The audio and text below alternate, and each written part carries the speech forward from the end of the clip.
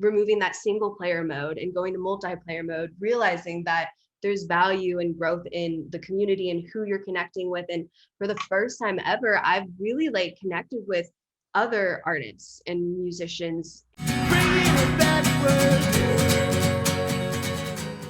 Hey. Hi, how are you? Good, how are you? Sorry, I just had to go turn off the TV real quick. No, I it's had a all little good. going on for the cat. No, it's all good. I appreciate you doing this. Thank you so much. Oh, thank you for having me. How are you doing? I'm doing well. I'm doing well. How are Good. you? I'm doing great. You know, Monday morning, let's get it. Well, afternoon, I guess, but Sure, yeah. You said are you in Nashville? Is that what I read? I am. Where are you based? Nashville as well. No way. Yeah, I Okay. know. What? Well, I'm What? south. I'm south of Nashville. I'm not sure if you're actually in Right. the city. I'm not. Where are you? Williamson County. Oh, yeah. No, I'm familiar. Cool. Awesome. Well, I'm Adam, and this is about you and your music career. And I want to learn all about the NFTs and all that stuff you have going on. Got all the tea. Cool, cool, cool. So I guess first off, are you born and raised in Nashville? I'm not. I'm actually from just north of LA, city called Thousand Oaks, if you're Oh, familiar. I know. I'm from Southern California as well. My wife was born in Thousand Oaks. What? That's Yeah, what a coincidence. Yeah, I've lived in Nashville for the past 6 years. yeah. Okay. Came out here for school. I went to Belmont University, Okay, right on. graduated 2019, studied songwriting, music business, and just here chilling, doing my thing. But Right on. That's amazing. So, Thousand Oaks, beautiful area. How do you get into music? I mean, I guess it was just really from a young age. I was just like, my family just recognized I was very musically inclined, loved to sing, loved to perform, played piano, you know, very like typical, joined the school choir, nothing crazy, not like any crazy family backgrounds in the industry. So a lot of people always ask like, why would you move away from LA if you're trying to pursue a career in music? And it was just, I didn't really know anything until I moved to Nashville, because that was kind of my way to break into the industry, you know, and like do Hmm. my thing. And so I've learned so much being in Nashville. Yeah, that's kind of how like music started for me. It's just always been kind of my thing. I'm super passionate about creating music. And when I moved to Nashville, I really developed my passion for writing. And over the past year and a half, I've really developed my passion for producing. So it's just Hmm. continuously evolving. And I'm super blessed to have Amazing. something like that. Yeah. Sure. So, what was the first instrument you learned? Piano. Okay. And how, I don't know if you said that. I couldn't remember if you said the age. How old are you at piano? I was 3. I actually Wow, was that's like, really young. yeah, no, it was just that thing. I guess when I was super young, my parents just noticed I loved music and they put me in this music class, and it was just the rest is history. Okay. And yeah, I was classically trained for like 10 years. But then I just like stopped when my parents got divorced, and then, you know, move on. And then, but I still love piano. I'm just not as good as I could be if I. Okay. But can you still play? I'm sure you Yeah, can, right? absolutely. Yeah, yeah, Okay. Yeah. Okay. yeah. Cool. It comes And in then, yeah, use. yeah, yeah. So when do you start songwriting? When do you fall in love with that?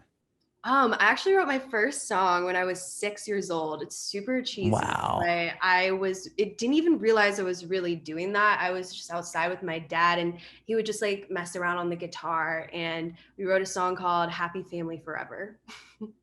Oh, And that's it was, cool. yeah, no, like it's stuck around. So it still exists. Every time I see him, he's like, can we play it? Oh, But really? Okay. So yeah, yeah. I he just can play? What does he play an instrument then? Yeah, he plays guitar, and it's always just been like a hobby for him. But like recently, he's been getting more into it, because I was just in LA actually like a month ago and got asked to play this Web3 showcase, music showcase, like Hmm. randomly. And I was like, I need like a player. And so I was like, Dad, do you want to? And it was super Oh, sweet. that's cool. Yeah, we did a little stripped down set and we played Happily Family Forever. So, you know, That's and that. amazing. But Wow. yeah, so I It's did stood the that. test of time. Yeah. And then Okay. I didn't even know though that like songwriting was songwriting, if that makes sense. Like I just had a journal growing up and I would write lyrics and sing and poems and I just loved it. But um if you're not told like songwriting is a thing, then you just kind of assume like the artists you hear on the radio, like they write their songs, or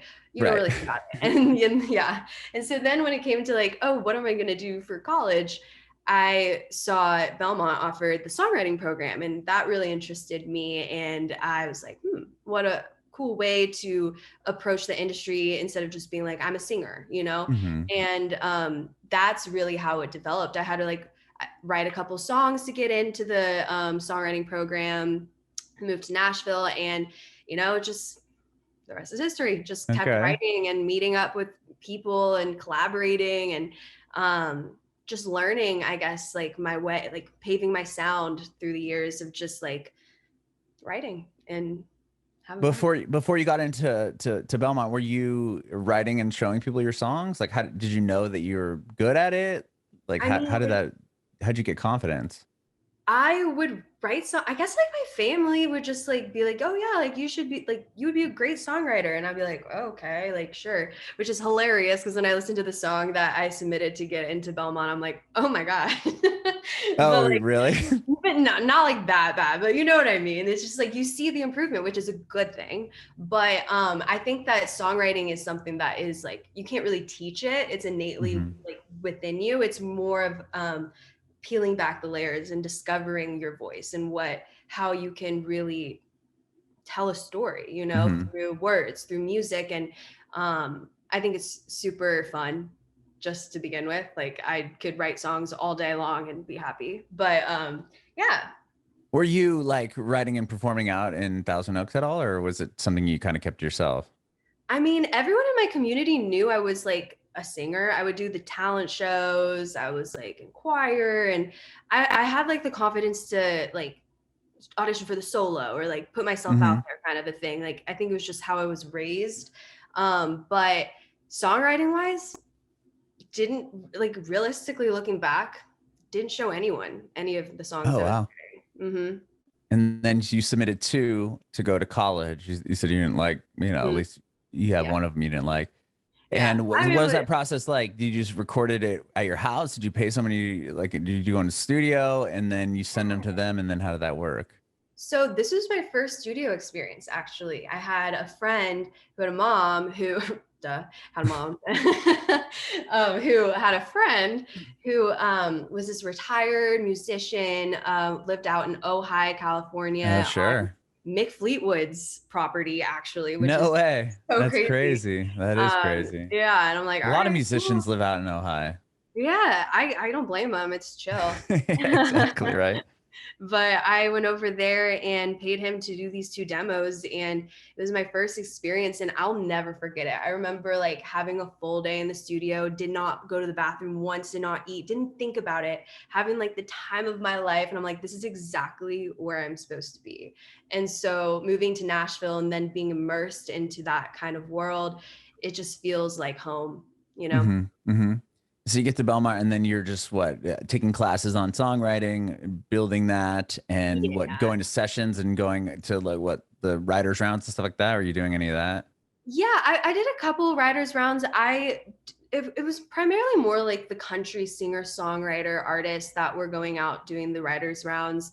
I found that like at Belmont, you kind of figure out your scene that you want to kind of enter and like really involve yourself in, and it's good to like be part of like everything and go to all the shows. But I was making like, or I do make more like indie pop, alternative R&B kind of Hmm. stuff, and that is actually super common at Belmont. It people kind of assume that it's going to be mostly the country, the singer songwriter vibe, but Hmm. I guess Music Row, Nashville, is historically known for that side of the business, and then you see this underground scene of unheard talent. And so it's just really inspiring to, I guess, collaborate with certain peers and then get outside of that Belmont bubble and start, branching out to musicians that are just in the city, and different producers, sessions, writing for I've done some writing for other people, but Hmm. usually, honestly, like I have primarily written like as you pick like your role in the room. You're like, oh, who are you Right. writing for today? And Hmm. so I have like Yeah, I have that experience under my belt just by being here for the past, Okay. you know, so yeah. That's interesting because when I moved here, I thought it was a country town. Also, I'm not hip to a lot of Yeah. country, but when I got here, I'm like, oh, people are like, oh, that's a country town. Not really. I Not really. mean, there's people from, I mean, all walks of the industry here. A lot of people that I would never have guessed lived in Nashville or Franklin or, Yeah. wherever about around here that are writing like pop punk or like old rock bands or, just not country, which is so interesting. And so many huge songwriters are here writing the biggest songs on the radio that you'll hear. Oh, absolutely. I feel like productions like in LA and then the writings in Nashville, like Hmm. the artists are coming out here and being like, what are the songs, that are gonna Yeah, make the you cry? songs are here. Exactly. It's Yeah. crazy. There's something here. So how do you then tell me about this NFT thing? Because I've only heard one thing about songs as NFTs, and it was when I interviewed Rain from the band Our Lady Peace, and they did their whole record and they were doing NFTs with the songs. And from what I got, this is just what I'm going to say about it because this is all I know. You could invest in a song on their record, and if it did something, so say you invested in track 3, and Mhm. then that song becomes a hit, and then it gets on the radio and it's getting, it's making money Mhm. outside of record sales. You could benefit from that based on the percentage of that song that you own. So that's what I know, and that's what I gathered from my conversation with him. Other than that, it doesn't make any sense to me. I don't understand why people are spending money on digital art. Like I none of got it. you. I got you. Yeah, I really need to know all about this because my Yeah. son was all like telling me I should buy all this stuff. He's like, "Well, I'm going to invest in it." I'm like, "Who's going to buy a digital image?" It didn't make sense. I mean, I understand it, I but I also totally didn't understand understand that. it. So please Yeah. explain. Oh my gosh, I had that same outlook as well. I didn't know what an NFT was until December of 2021, so pretty recently.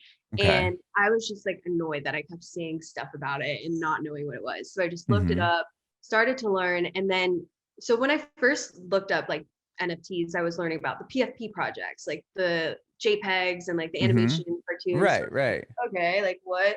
But then something clicked in my head as a music artist. I was like, is there now a way for me to utilize this space to build an infrastructure for me to propel my career and like fund the Mm-hmm. things that I want to do that I feel limited to because I don't have the finances. Sure. And so I started to think about different art that I could, start pairing with my music. Like my first idea was to do like tarot cards and have a song that paired with each tarot card. And then as I started to like get into that world, I realized how extensive something like a PFP project would be. I'm like, all right, I'm seeing things about music NFTs. That sounds like something I can do easily, low risk. Like I make songs every day anyways. Why not Mm-hmm. just try? So like a week before February, I had done like so much research in the space and learning about smart contracts and just all the terminology because it's very confusing when you just look at it. You can say like, why would someone invest in something Right. Yeah. That's what that I you don't can quite just put, get. right? And so what I really learned is that it's so much more than just that piece of art, that song, that JPEG. It's more about like the blockchain and the technology and the future of how that's going to kind of integrate into society. And so I was viewing it as kind of like, like before the internet was a thing, getting Mm-hmm. in early and starting to think of ways to use that in your respected industry to kind of shift the way that things are moving because the music industry right now is pretty stale and there's not much room on how you can be creative and like popping off your career. It's really this model of post 3 times a day on TikTok, make a trend, Right. like da da da da da, and like no hate, total respect to the people that are killing it in those areas because that's a grind. But it's not for Mm-hmm. everyone, and record labels aren't going to pay attention to you unless you have those numbers already. And there's so many talented people that I am in contact with in the city, so it's like all my friends are creatives and producers, writers, and they're just getting burnt out because Mm-hmm. they're not necessarily content creators. I'm not a content creator. I love to make music. I still think as an independent artist, it's a job and you have to do things you don't like to do, but there's a way to do things that aren't just what society says you have to do. And so that's where the NFT hype kind of started for me. And what I learned was essentially, if I'm able to create my own smart contract that lives on the blockchain, I now have full control and creative control, ownership of this project. And I can take it with me anywhere. So that's what I did. I went and used this no code site called manifold.xyz. So any artists who are interested, I always recommend starting there, because the number one thing that I think a lot of artists get really excited about, like the money hype or whatever about Mm-hmm. NFTs, they are making the same mistakes as if they were in Web 2, right? Like, oh, this crazy deal, I'm going to sign it, but doesn't read the fine print. And so I think it's super important to treat it similarly. But anyways, that's just a little tidbit. So made the contract, and I No, was no, like, yeah. yeah, Okay, and I'm keep like, going. I think I want to put out a song every single day for the month of February as an NFT, and like just teach myself, like fully immerse myself for the next 28 days of February in Web3, in the community, learn how to mint, all that stuff. And that's what I did. So I made a song every day, produced it, wrote it, mixed it, and I did it all on my own. There was a couple songs that my roommate also like co-produced on, Tate Gardner, and he's one of my usual collaborators. But Okay. yeah, at the end of the day, like I wanted to keep it simple because I didn't want to have to deal with that equity and the splits and like the Mm-hmm. publishing questions that were in the air because I didn't know anything. And um yeah, so I did that. And essentially these songs that I was listing, I did as one-on-ones. So each day was a new one-on-one song that I put up. And essentially the story behind the project is like, this is just like a song diary. Like this is the most inner world of me as an artist. Like I'm writing just at like a flow state, and it's my introduction to the community to really bring in those fans and people who resonate with the music and who I am as a person, so that I could go after all the other goals that I have with my music Mm-hmm. that I came in with, right? So it was like, it wasn't like this is my big project of the year. It was like this is my hey project, but it's starting the foundation of what I call the soul tribe, and that is essentially getting rid of that middleman, because now those fans are the investors as well, and they have this role now in the progression of my career. And like last night, I just shared a SoundCloud link of all the raw demos off the album that's coming out this summer with those collectors. And they get to help make decisions such as like which one gets a music video, which one should be a single, like acting as that A&R board, right? And it could be expanded into so many other things in the space, which is what I've been learning. And so like after doing that for a month, I did a music video drop on Glass XYZ, which is a music video or just a video NFT platform in the space, and experimented with minting editions. And I know this probably all sounds crazy, like I don't No, know. no, it's making sense. Wait, sorry, real Okay. quick on a Yeah. question here.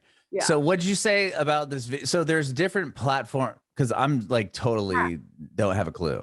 Yeah. So, I'm not going to pretend like I can get like down to the details with you because I'm just trying to because this is also fascinating. I think people Yeah. will be fascinated by this, especially since it's actually lucrative to you. Correct? I mean, you've made money off of this, Yeah. and so back up real quick. Okay, so you have this idea. You're like, I'm going to turn these songs into NFTs. Mhm. So you then put these songs up on said what? Like, where do you go to Yeah. publish these songs? Okay, yeah. So So let's start with that piece. yes, no, please ask me all the questions. I can go Okay. off on tangents, millions. No, I love this. So there are multiple platforms, marketplaces, I guess you could say, Yeah. for music specifically. There's catalog, there's sound, there's OpenSea. You can put a music NFT Yeah, anywhere, yeah. really. OpenSea is the one I've heard of. I think that's probably the big one, right? Yes, but here's the thing. So I mentioned smart contracts earlier. with OpenSea, when it's easy for you to go post an NFT, right? Anyone can go do that. But once you are uploading or minting an NFT on OpenSea, you're minting it on the OpenSea smart contract. So essentially, say 10 years down the road, OpenSea just disappears. So does your NFT. So does the value that you were setting up. So it's so important for Oh. artists who are trying to build their own business, essentially, to have Mhm. their own marketplace. And so as a musician, I saw that there was certain popular marketplaces that were catering to music NFTs, but they were all submission based, like kind of that same gatekeeper mentality of Mhm. Web 2, right? And so I didn't want to wait around to get accepted onto the music NFT platforms for me to put out a music NFT. So I made my own smart contract, brought it over to Zora.co, and I chose Zora as the marketplace because they're more of a protocol, if Mhm. you know what that is. And so it's like Mm-mm. it's like the on the development side. I had to learn all this like recently too. Like I might not be explaining it correctly, but basically it's taking all the politics out of it. It's like this is for the public to utilize. And so I listed my collection on Zora, and they don't take a percentage of any of my sales. I get everything. But with that, I have to pay my full gas fees. So each day of minting the NFTs that month costs me around like 70 to $150 a day, depending on the time I was minting. And so there's, but like to me, it's like an investment in myself. It's the same as if I'm investing in like Facebook ads or I'm investing in a photo shoot for promotion. Mhm. It's gonna come back to you because you're setting your prices at a price that will return the rate. And so I was able to keep going throughout the month and mint those because of the sales I would make in the month. You know what I So mean? minting those, let me go over to that term real quick. Yeah. So that is how frequently people are going to see it. Like, what is that doing for you? And why would you be spending 70 to $100 on it per day? Yeah. Well, so minting it is just getting it on the blockchain. It's honestly the con of Web3, in Okay. my So it's on the opinion. blockchain, but how are people then finding you and finding that song and then buying it? That's up to you, honestly. Okay. It's the same thing as like you go to school for songwriting, like you're not going to be the most successful songwriter. You got Got to go you. out there and do it yourself. So it's just Understood. like an opportunity, I think, for artists because it's so brand new. I like to compare it to like the start of TikTok, YouTube. Sure. If you're a creator and you're tapping in early, like you're gonna gain value. There's less saturation right now because Absolutely. you can get in there early. There's not a it's not now like if you started a TikTok today, I mean there's Yeah. already people that have hundreds of millions of followers, and to catch up with them is probably hard or slim to none. And the cool thing about it too, that just differs the community from anything I've ever experienced, is just how supportive and open it really is. And Mhm. it's just a change of pace, I think, in the music industry specifically. A lot of that gatekeeping mentality that like I'm too cool for school, like you can't reach me once I reach this level of success. Like it's really like the Wild West. We're all out here at whatever levels of our life, whatever age, like just pursuing our passions into Mhm. very unique projects. Like what I'm doing in the space as a musician, why would I keep that all to myself? Like you wouldn't, if, as a musician who wants to do something in the space, could not do what I'm doing because this project is specific to me and I can't do Right. what you're doing. But it's now removing that single player mode and going to multiplayer mode, realizing that there's value and growth in the community and who you're connecting with. And for the first time ever, I've really like connected with other artists and musicians in a way that I feel is difficult to accomplish in our social media age life, right? Mhm. So it's been super inspiring in that way. And to be an independent artist, just like being able to be seen and heard by these people, it's like you're now, at least for me, my goal is quality over quantity because the quantity will come naturally. If you start Mhm. with like setting out that intention to build a foundation for yourself as an independent artist, like not just I need this money right now to like pay for this music video and then I'm like hoping for the next thing, like how do I make it into a community that could thrive that's more than just me as an artist popping off, but like me giving value and bringing all that experience into this community as well and growing together. And all of this is like also an idea, right? Like I'm Mhm. trying to set out to do something like this, and nothing ever goes to plan exactly how you think it, but there's this new opportunity now that for independent artists specifically, I think Web3, you'll never find an opportunity like this again. It's kind of like SoundCloud when it first started. You know, you have Mhm. this just chance to really like stand out as an artist. You don't have to be the coolest looking person on Instagram. You don't have to have a million followers on TikTok for someone to listen to your music.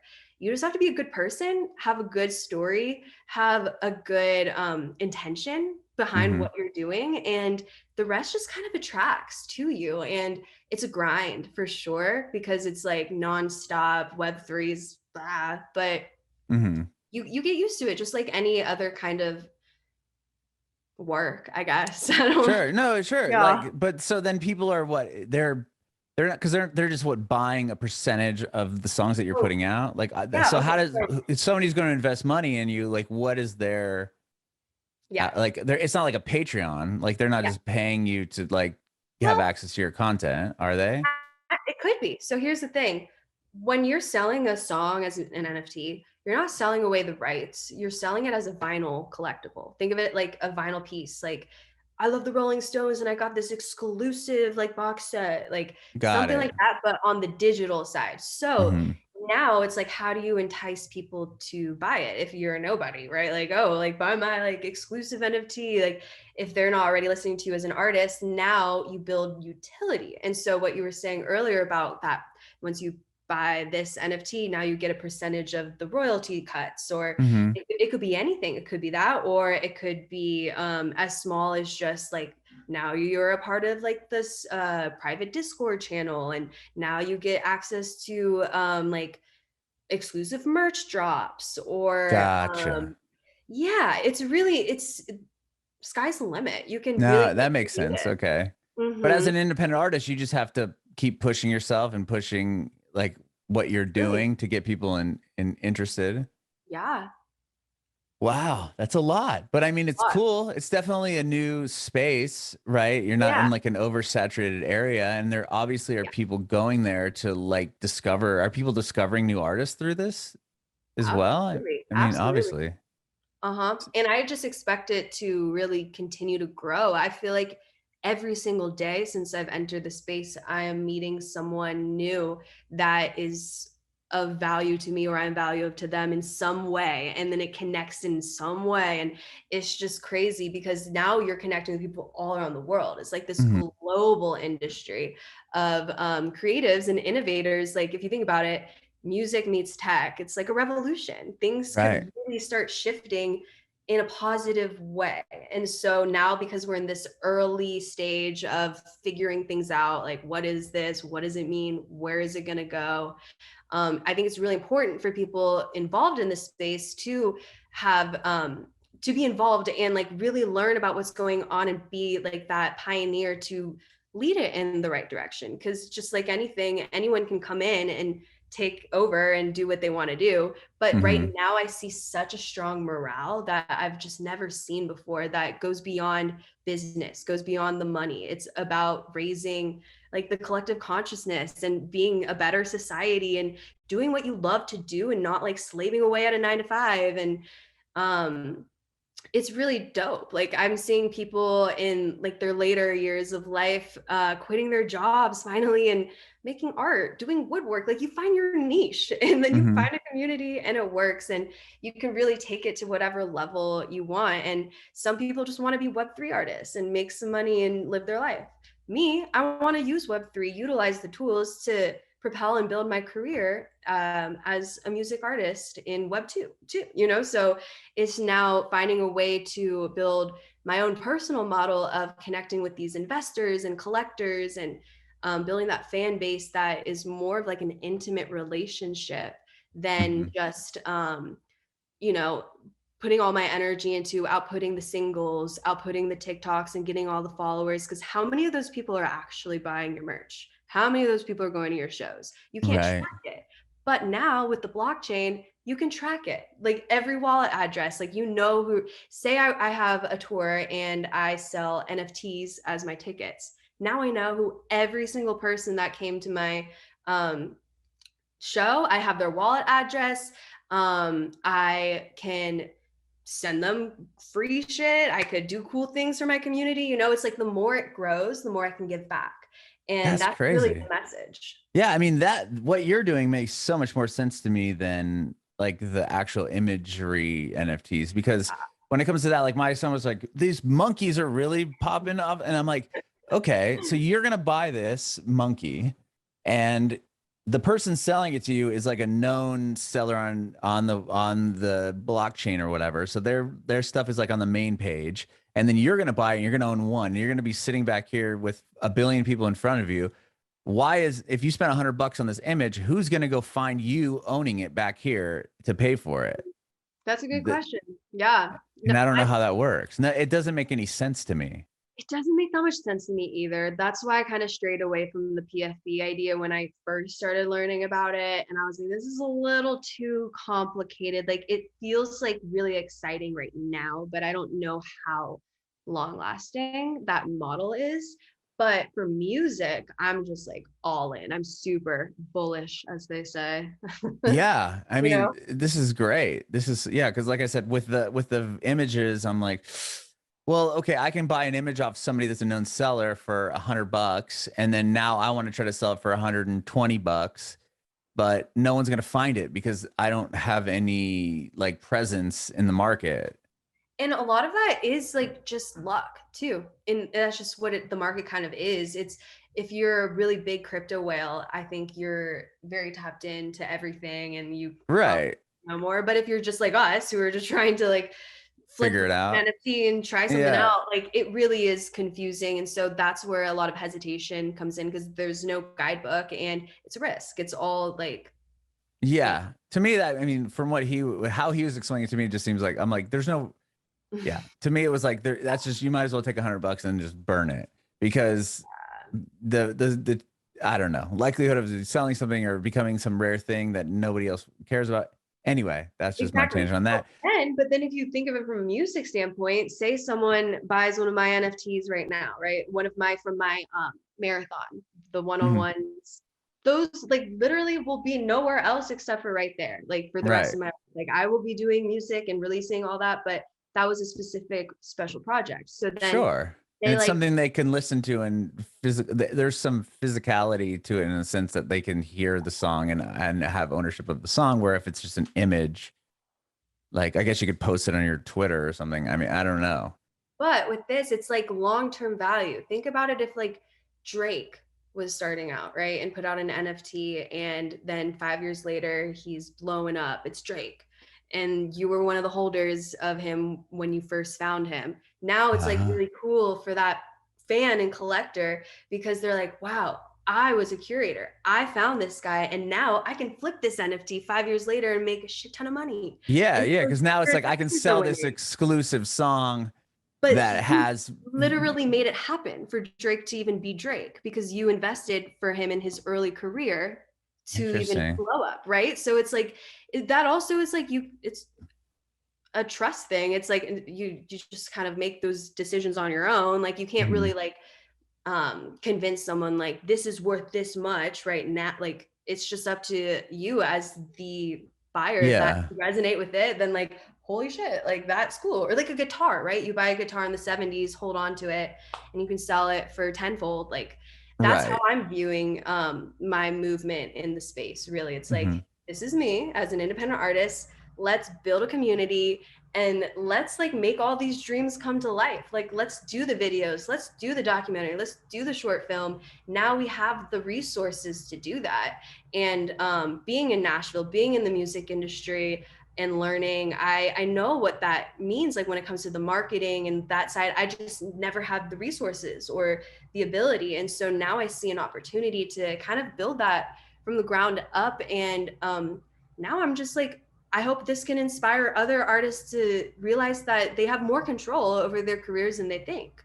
Hmm. Because I've definitely been in that place as well, feeling like, well, like, to be an artist and like live the dream means I have to work like 3 to 5 side jobs so I can make my songs and maybe one day I'll Yeah, pop off, you know? But sure. now it's like I have more control. I'm in the driver's seat. I'm the CEO of my music.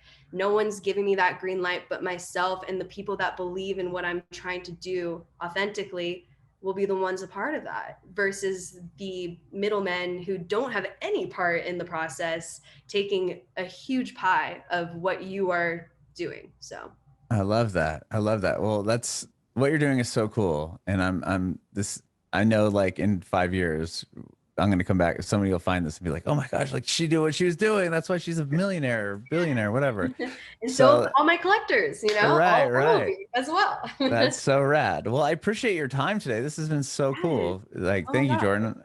I do have one more quick question. I guess now that if you have any advice for aspiring artists.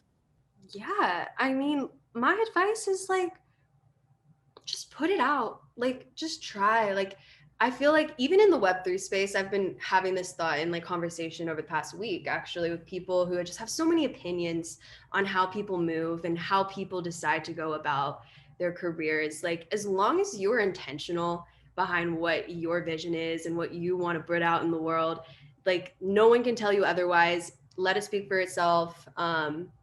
And just keep doing it. You know, it's really like, it's like going to the gym, putting in those reps. I really learned a lot from doing the music marathon alone by having to show up and push myself to create in ways that sometimes are uncomfortable for creatives to create. And you'll find your place, you'll find your community. Just like, don't give up. People give up way too soon. Bringing it backward.